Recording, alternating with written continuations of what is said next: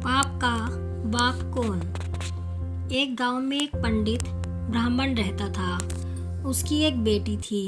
पंडित का एक शिष्य था जो उसे पंडिताई की शिक्षा ले रहा था। जब शिष्य की शिक्षा समाप्त हो गई तो उसने पंडित से गुरु दक्षिणा मांगने का आग्रह किया।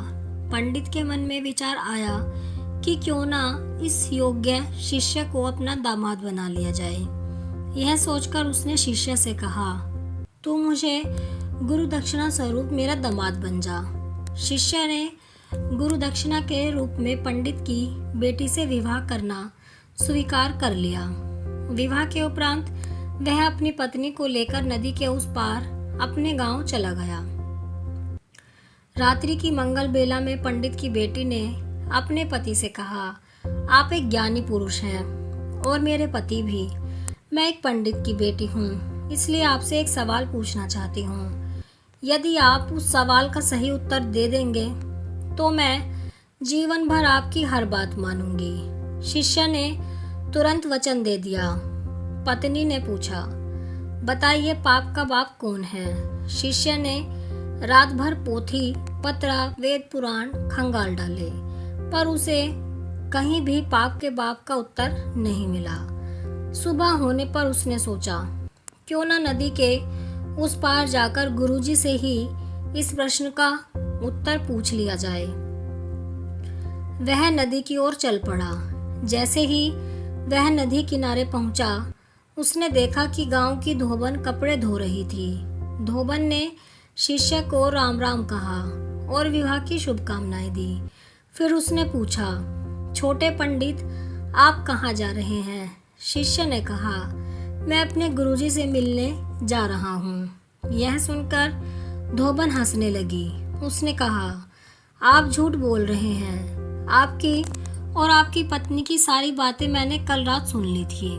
मुझे पता है कि आप गुरुजी से कौन सा सवाल पूछने जा रहे हैं। धोबन बोली, मैं आपके सवाल का जवाब दे सकती हूँ। शिष्य ने कहा, मैं पंडित होकर इस प्रश्न का उत्तर नहीं जानता, तो तू एक अनपढ़ गंवार इस प्रश्न का उत्तर कैसे दे सकती है। धोबन ने मुस्कुराते हुए कहा, पंडित जी, आपको जवाब से मतलब होना चाहिए, ना कि मेरे पढ़े लिखे होने या ना होने से। शिष्य यह सुनकर राजी हो गया, लेकिन धोबन ने भी एक शर्त रख दी, आपको मेरे घर आकर भोजन करना होगा।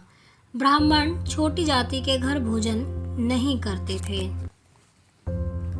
इसलिए शिष्य संकोच में पड़ गया। धोबन बोले, आपको जवाब के साथ साथ अन्न जल और 5 सोने की मोहरें भी दूंगी। अब शिष्य का मन लालच में डोल गया और वह धोबन के साथ उसके घर चल दिया। घर पहुंचकर उसने भोजन की सामग्री मांगी, क्योंकि ब्राह्मण अपना भोजन स्वयं बनाते हैं।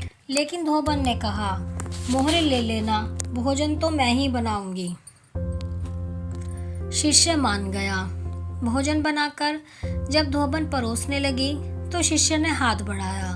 धोबन ने कहा, पंडित जी, हाथ क्यों खराब करते हो, हम आपको खिला देते हैं। शिष्य ने सोचा, सवाल का जवाब, भोजन और 5 मोहर सब मेरे ही हित में है और सुबह कौन देखेगा कि मैंने किसके हाथ का भोजन खाया।